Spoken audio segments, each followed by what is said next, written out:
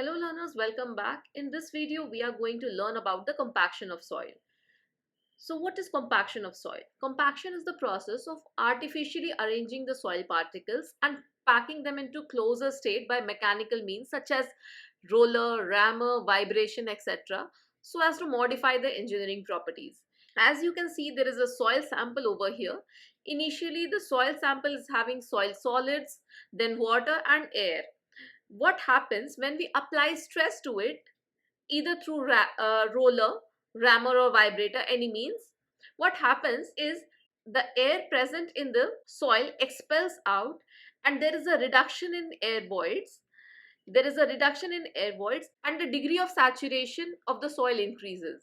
And whatever the solid particles are there in the solid particles come closer to each other. So soil becomes more dense and its dry density increases. And this is known as the compaction of soil. Now, what engineering properties get modified? So see the void ratio. Void ratio is volume of voids through the volume of solids, right?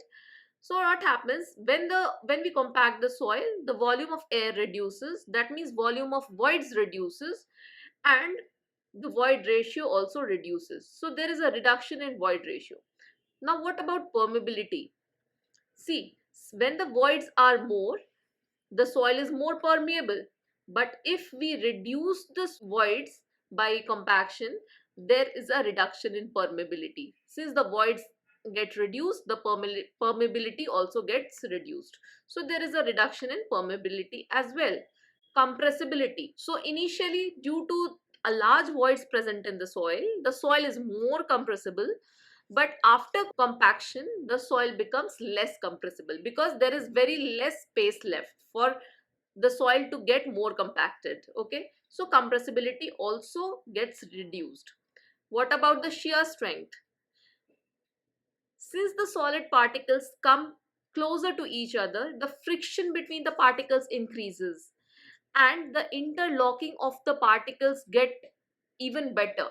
So what happens, the shear strength of the soil, due to the friction between the particles, due to the interlocking of the particles, it gets increased.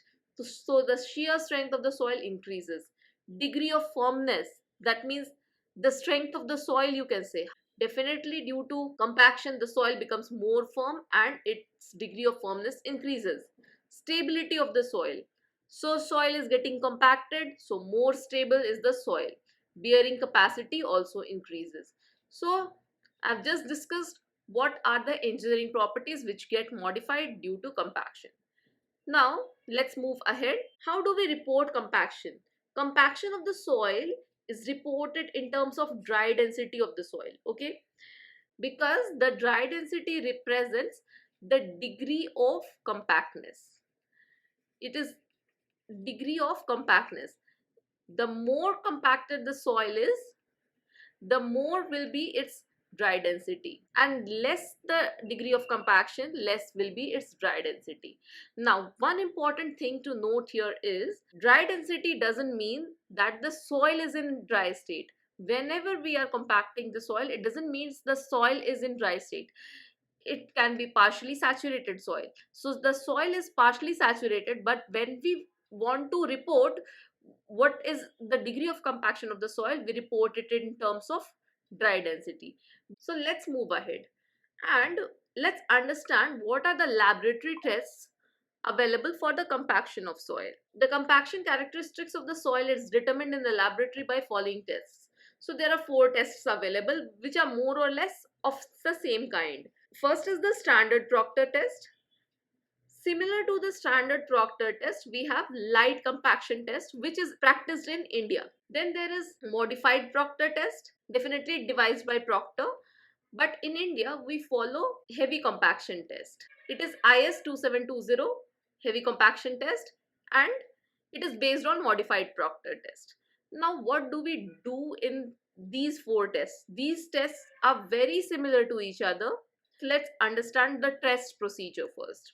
So we take a cylindrical mold, something like this, and we take the soil sample in this. What do? We take the soil in layers and apply impact effect with the help of a hammer by putting 25 number of blows in each layer. The hammer has a certain weight, and after compacting the soil, what do? We measure the weight of the mold, that is M1. We put the sample of the soil in the specified number of layers and compact the soil. Then we again measure the weight of the mold M2 along with the soil. From this, if we subtract M1 from M2, what do we get? We get the actual weight of the soil. What is the weight of the soil? Weight of the soil is M2 minus M1. Now we know the weight of the soil. Now we also know the volume of the soil. How we know the volume of the soil? Because the volume of the mold is fixed, and whatever is the volume of the mold is the volume of the soil. So using the weight of the soil and the volume of the soil, we find the bulk density of the soil. So once we find the bulk density of the soil, we take a small sample of the soil, of the compacted soil, and test for its water content using the oven dry method. Now once we know the water content of the soil and we know the bulk density of the soil, we find the dry density of the soil, gamma d. Gamma d of the soil is nothing but the bulk density of the soil. This is from the index properties of the soil by 1 plus w, water content of the soil. So we found out the bulk density of the soil, we found out the water content of the compacted soil, and we use this formula in order to find the dry density of the soil. So this is the purpose of the test, to find out the dry density of the soil. And we repeat the same experiment for different water contents. We increase the water content, then again we repeat the test and we find another dry density.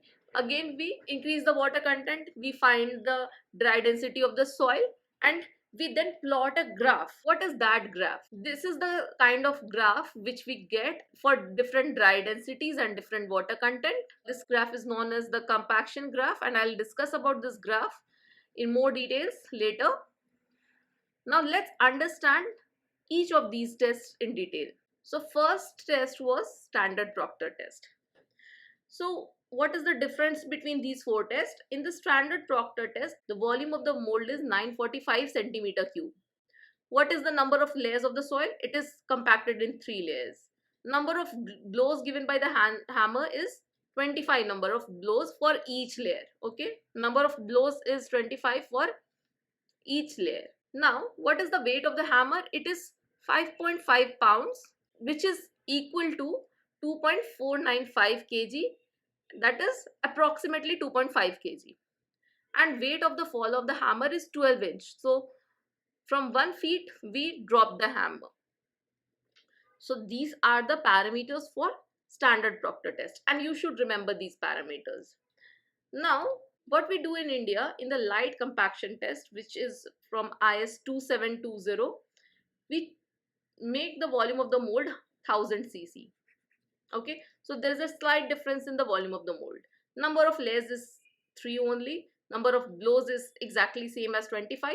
We have increased the weight of the hammer to 2.6, and the height of the fall is 310 millimeter. We have just made this number round off and we have made it 310 millimeter. Now what do we do in modified Proctor test? In modified Proctor test, the volume of the mold is same, 945 centimeter cube, but we increase the number of layers for the compaction. In the mold, what do? Instead of 3 layers, we compact the soil in 5 different layers. So first layer, then we compact, then second layer, then we compact, third layer, fourth layer, and similarly the fifth layer, and again we compact the soil. So the soil is compacted in 5 layers. Number of blows is exactly same, 25. Weight of the hammer is increased from 5.5 pound to 10 pound, that is 4.54 kgs.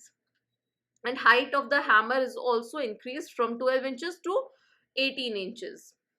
So these are the changes in modified Proctor test. In India, we practice heavy compaction test, that is IS 2720 heavy compaction test. Volume of the mold is again 1000 cc, 5 layers is same, 25 number of blows.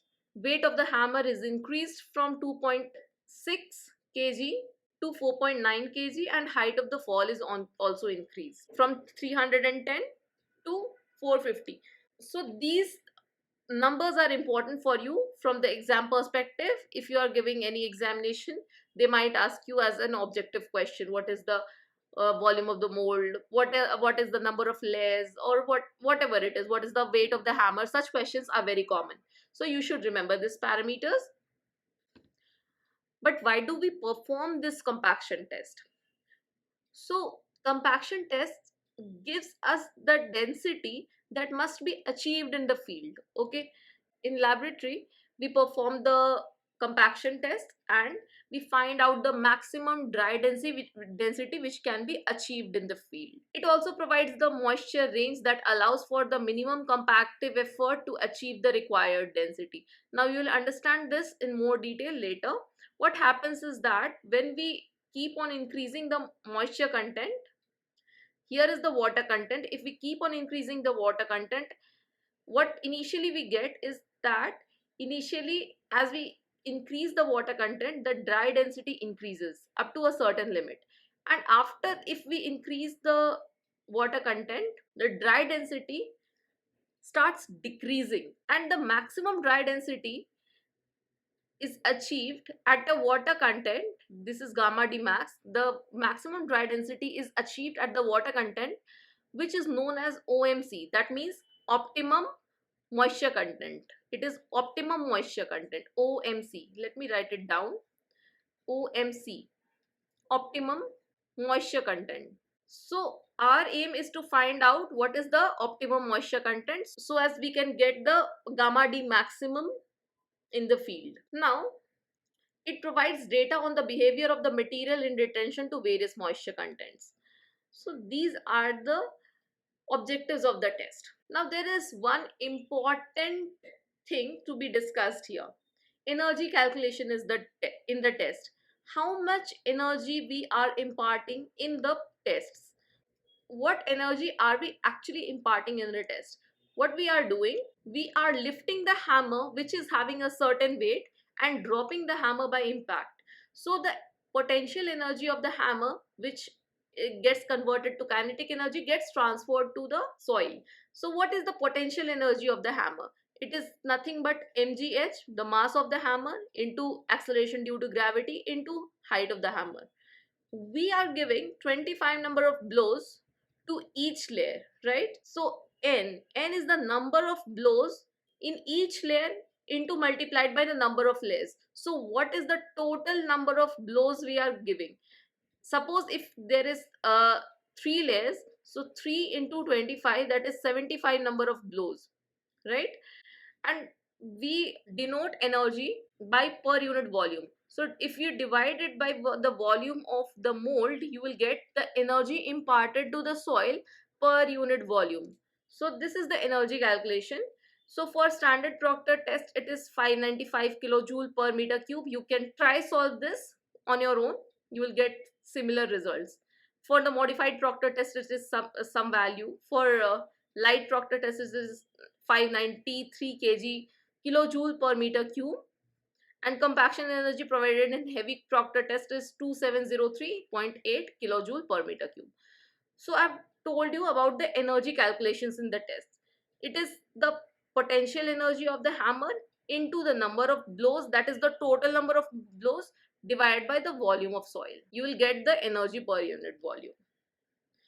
Now let's move ahead. So here I have already told you about the optimum moisture content of the soil. What happens is, when we keep on increasing the moisture content, the dry density keeps on increasing to a certain limit, and then it starts decreasing. Now there is an important question of the air void line. What is air void line? Let's try to understand what is air void line and what is zero air void line. A line showing the relationship between the water content and the dry density of the soil at a constant percentage of air voids is termed as air void line. So air void line is nothing but the relationship between the dry density and the moisture content of the water at a constant percentage of air voids. So percentage air voids is constant. So this is the air void line. So why do we try to learn about this air void line?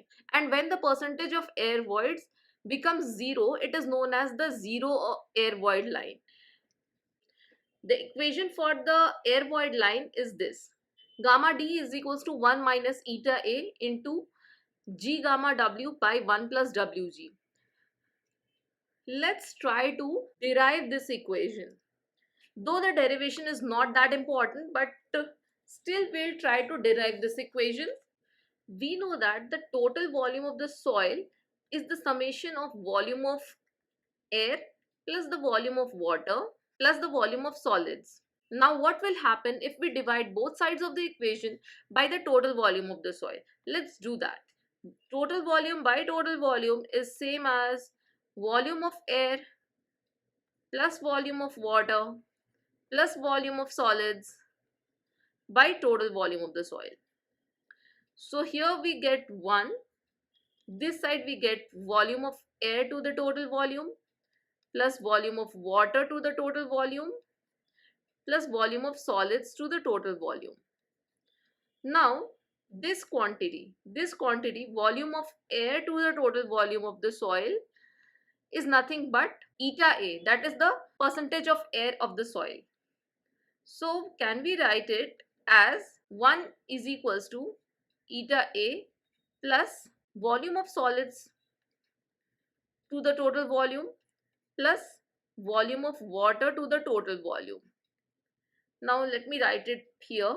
Eta A is equals to volume of air to the total volume of the soil. Now let me bring this eta A to the left hand side. Okay, 1 minus eta A is equals to volume of solids by total volume plus volume of water by total volume. Now we know that density is equals to mass by volume, or we can say that volume is mass by density, right?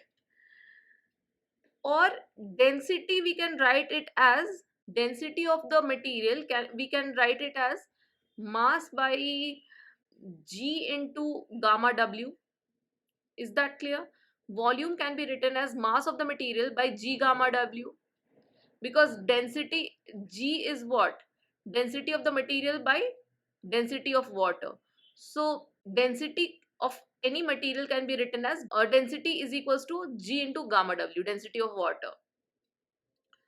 So using this we are writing 1 minus eta A as volume of solids as mass of solids by G gamma W to the total volume plus volume of water, I am writing it as mass of water by density of water to the total volume. So 1 minus eta A is equals to, can I write it as mass of solids by G gamma W into V plus mass of water by gamma W into V. Now 1 minus eta A,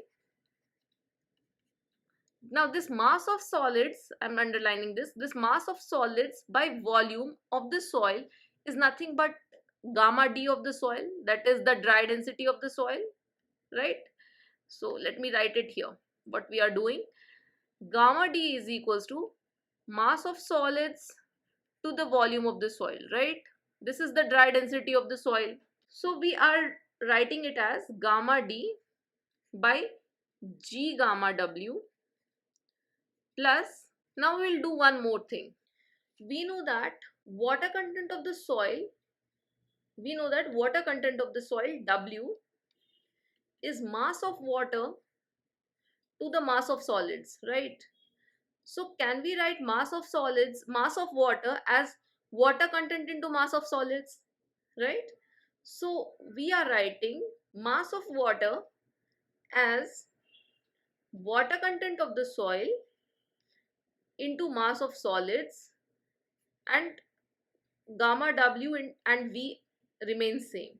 Now we'll do the exact same thing, that mass of solids to the volume of solids is gamma D. So one more step, 1 minus eta A is equals to gamma D G gamma W plus water content gamma d by gamma w. Now this gamma d by gamma w will take common. 1 minus eta A is equals to gamma d by gamma w, which is taken as common, by 1 by g plus w. Okay, now there is no space left. Let me solve it here only. So 1 minus eta A is equals to gamma d by gamma w. This is wg plus 1 by g. Now if we isolate gamma d and take rest of the terms to the other side of the equation, what we get? We get gamma d is equals to 1 minus eta A g into gamma w by 1 plus wg. Now this is one of the most important equations. This is the equation of the air void line. Air void line means that the line having a constant air voids. But what will happen if we compact the soil and we get the air voids as zero? There is no air voids present in the soil and the soil gets completely saturated. Though this is an impractical situation, we cannot practically remove all the air voids from the soil by compaction. Okay, this is an impractical situation.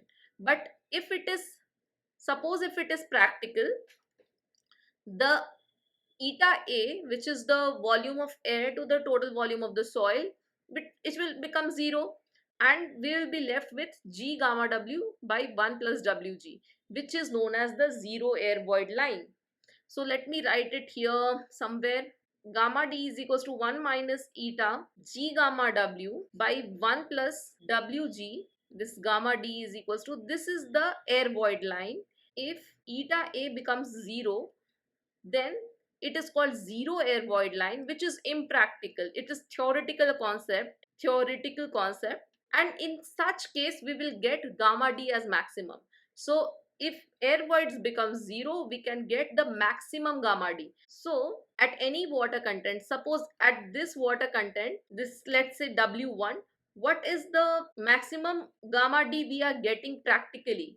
The maximum gamma d which we are getting at water content w1 is this.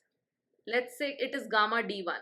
This is the maximum gamma d which can be achieved by compaction. This is gamma d1. This is the maximum gamma d1 which can be achieved by compaction at water content w1. But what is the theoretical maximum value of gamma d which can be achieved when the air voids become zero? It is this. This is the zero air void line, and it will show you what is the water content, what is the maximum gamma d which can be achieved if all the voids in the soil gets replaced. So this is gamma d maximum. Pink line shows you the gamma d maximum. It is a theoretical. This is a theoretical value, and it cannot be achieved practically.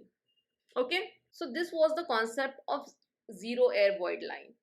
This is an important equation which you should remember. Now let's move ahead.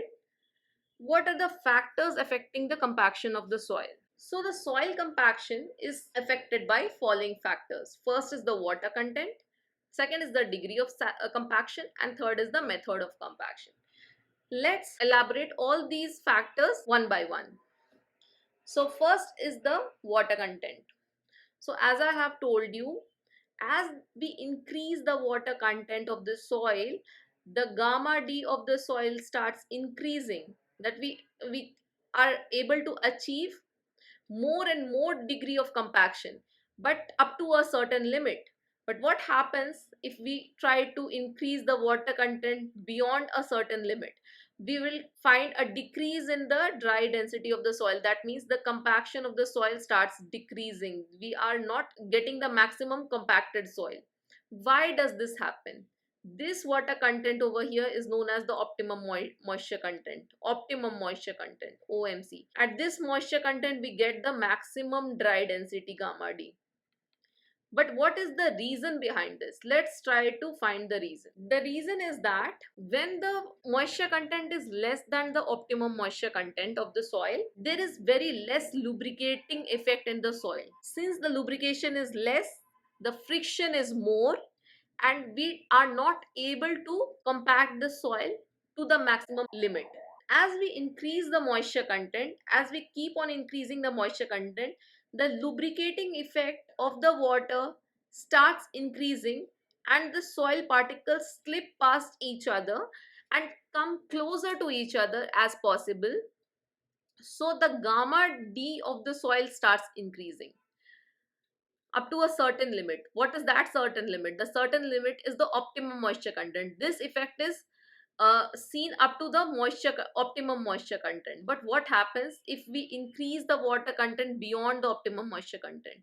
If we keep on increasing the moisture content, the water starts replacing the solid particles. Now the water takes the place of the solid particles, and there is a competition between the soil solids and the water for the space, and the water takes all the space instead of solid particles. Then we find that the dry density of the soil starts decreasing. So the first concept of how water content affects the compaction of the soil is done.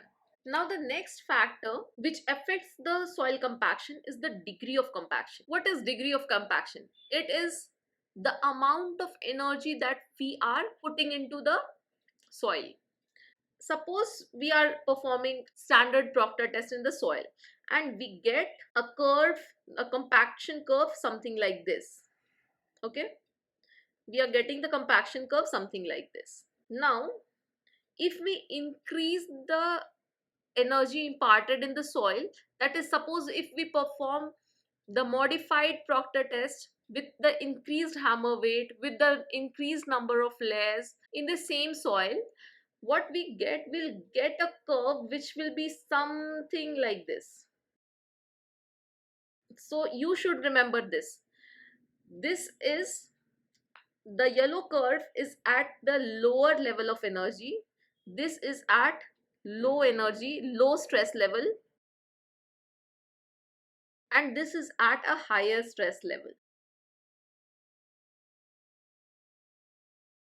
Now why do we get such curve?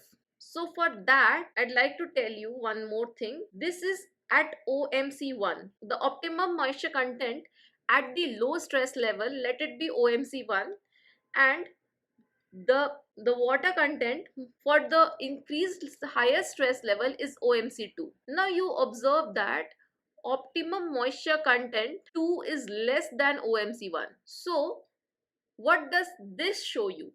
This shows you if we increase the compacting effort, we require less moisture to achieve the same compaction, same degree of compaction. If gamma D is fixed, suppose if we want to achieve a certain gamma D and we are having two different stress level, then the gamma D achieved due to a higher stress level will require less water content than the moisture content required for achieving the same gamma D at the lower stress level. This is the first point.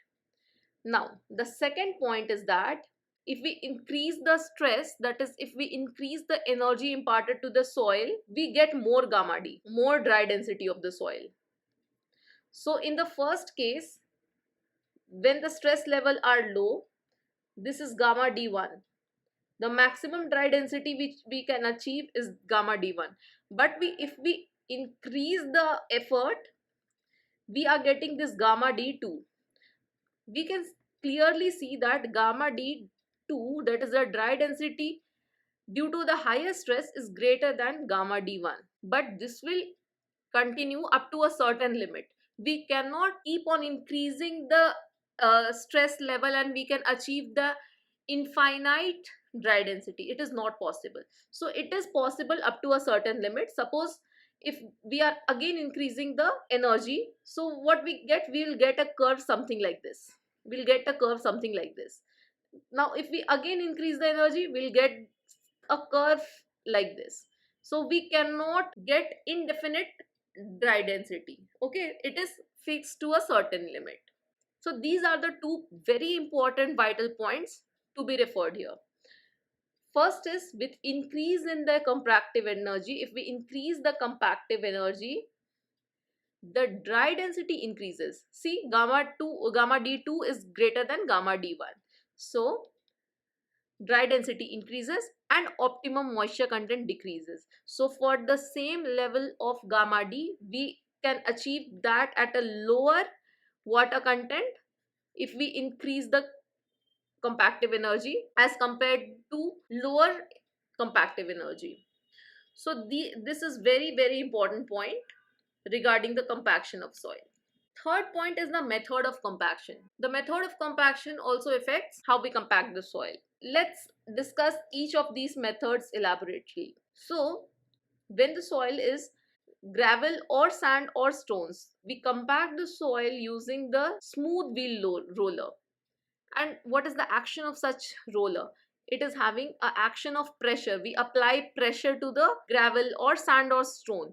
Such kind of compaction you will find during the road construction. You will easily find the road rollers which impart pressure and they compact the soil. Second type of compaction is achieved in clay soil. If the soil is clay, we use sheep foot rollers. So it is not a normal roller, it is having a projections out of that. It is having certain projections, and these projections are known as sheep foot. These sheep foot help in the kneading action of the soil. When the soil is clayey, we cannot just apply pressure and it will get compacted. What we need to do is that we need to knead the soil. For that we use sheep foot roller. This type of compaction is used while compacting the earthen dams. Now the third type of compaction is using the pneumatic rollers. Now these pneumatic rollers apply both pressure as well as kneading action. Since it applies both pressure and kneading action, so this type of compaction is applicable for all soil, whether it is gravel soil, it is sand, or it is clay. All sort of soils can be compacted using pneumatic rollers. It is used in highways and airfields. Now next type of compaction is using rammer. So there's a heavy weight and we try to put an impacting energy in the soil, and it is suitable for all soils. But when we use such kind of compaction, we use such kind of compaction when the area is very small, congested area where we cannot put the rollers. So it is used in confined areas like trenches. If we want to compact the trenches, we have to use rammers. Then there is a vibrator. Vibrator uses the action of vibration to compact the soil. It is used in sandy soil. Okay, so whenever sandy areas need to be compacted, what we do, we make use of the vibrators. Now we have covered all the three methods of compaction, all the three factors affecting the compaction of the soil. First is the water content, then is the degree of compaction, the third one is the method of compaction. We have covered all the three topics. Now let's move ahead and let's understand what is the effect of compaction on the engineering properties of the soil. If we compact the soil, what exactly happens to the soil and what engineering properties get modified? First is the soil structure. Now this can be divided into two parts, a dry of optimum and wet of optimum. What does that mean? So we know that there is a compacting curve which we obtain while compacting the soil, right? There's a compaction curve which we obtain. There is an optimum moisture content which we obtain, OMC. Now if the moisture content or the water content is less than the optimum moisture content, the structure of the soil is flocculated structure. What is a flocculated structure? A flocculated structure is a random orientation of the soil. Random orientation of the soil. The soil is randomly oriented and it is having a large number of air voids present in that. Okay, so whenever the soil is having less moisture than the optimum moisture content, it is having a structure which is randomly oriented, and such structure of the soil is known as the flocculated structure. So this is very important. You should know what is flocculated structure, what is dispersed structure, and this will help you out for understanding the rest of the things. But as the water content increases, the structure of the soil gets converted from the flocculated structure to the dispersed structure. Now, what is the dispersed structure of the soil? In the dispersed structure of the soil particles are present in a particular fashion, oriented fashion. It is more oriented, and the voids is also less.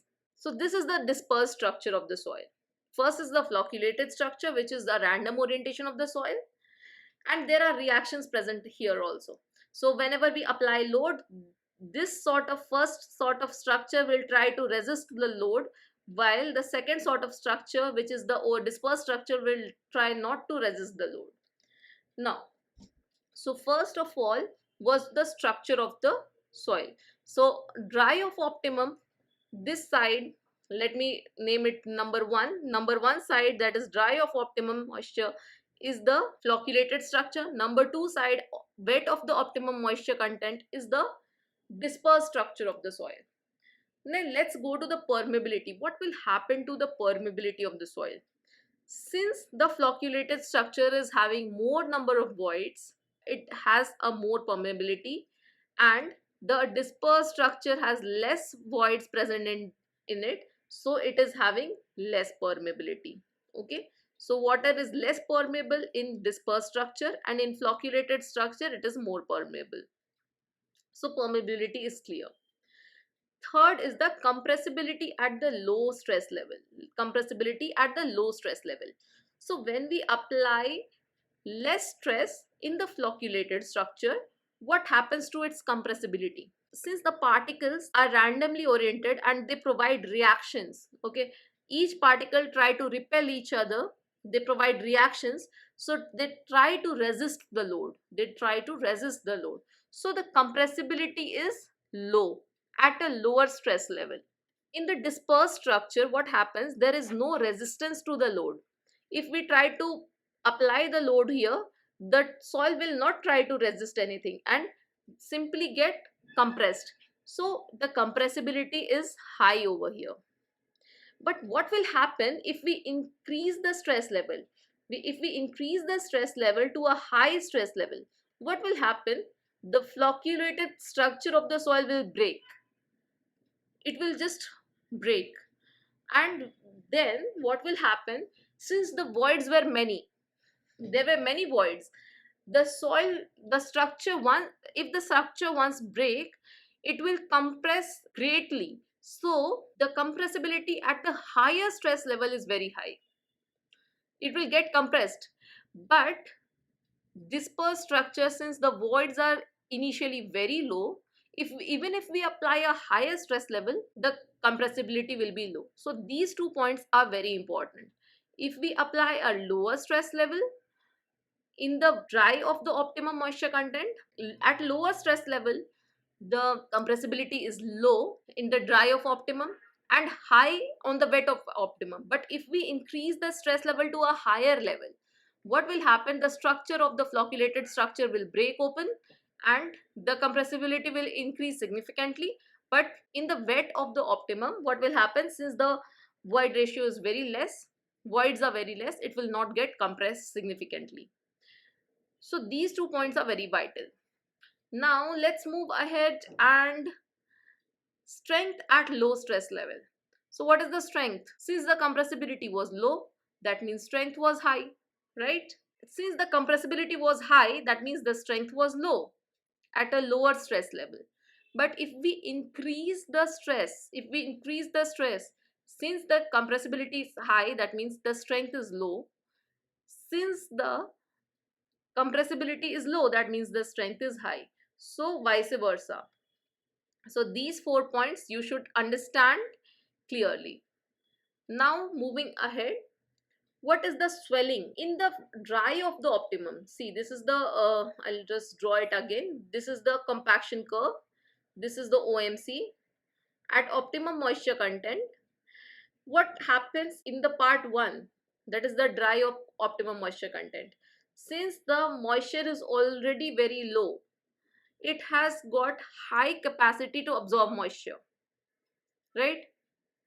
So it will absorb more moisture, and then it will swell. So swelling properties is more in the dry side because it is already having less moisture. So it will absorb more moisture as compared to wet side of optimum, and it will swell. Now, what is the wet side of optimum? It is already having more moisture as compared to the dry side.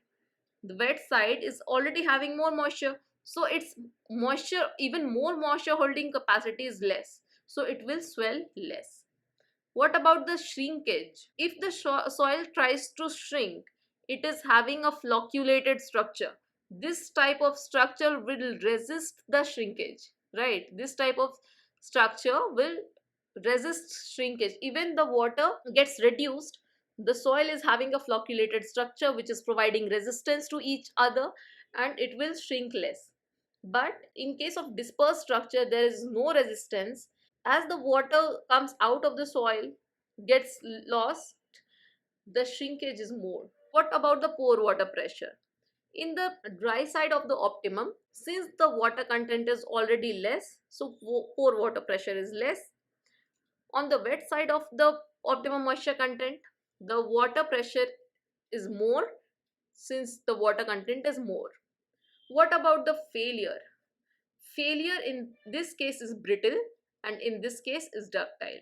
So this I have uploaded in the form of a tabular chart. This is very important. You might get such questions in many forms in your competitive examinations, so you should know this. Now let's move ahead, and this is the last topic of our discussion: type of soil and their compaction curve. So first is the well graded sand with silt. Well graded sand with silt. This means it is a SWSM soil in which silt content is how much? Silt content is between 5 to 12%. Well graded sand with silt. This is having a very high density, very high gamma D. This is curve number 1, which is having a very high gamma D. Okay. So whenever the sand which is having a sufficient silt content in it is compacted, its dry density is very high. Now second is the silty sand. Silty sand means it is sand with silt, SM soil. This means percentage of silt is greater than 12%. So silty sand is having a little lower dry density than the first one. The curve will be something like this. This is the second curve. The maximum dry density is less than the first one. Third is the low compressible clay. Low compressible clay. Let me use another color. It is low compressible clay. It is having a something like this. This is the third one, low compressible clay. CL soil. Now there is another soil, intermediate compressible clay. This is intermediate compressible clay. Now there is low compressible silt. So it is, fifth one is low compressible silt. Silt with low compressibility. Now heavy compressible clay. Sixth one is heavy compressible clay. It is having something like this, CH soil. Now you see that clay with low compressibility, clay with intermediate compressibility, and clay with high compressibility. As the plasticity of the clay increases, its gamma D decreases. So you should note that I'll write it down here. As the plasticity of the soil increases, its gamma D, that is the maximum dry density, decreases. So this you should remember. As the plasticity of the soil increases, gamma D decreases. So that means gamma D of low compressible clay is greater than Ci, is greater than Ch, right? So plasticity is increasing and gamma D is decreasing. Now the last one is poorly graded sand. The poorly graded sand is having, the seventh one, the poorly graded sand is having a Minimum dry density and its curves is something like this. Something like this. Very important line. This is the zero air void line. This is zero air void line. I have told you about the concept of zero air void line.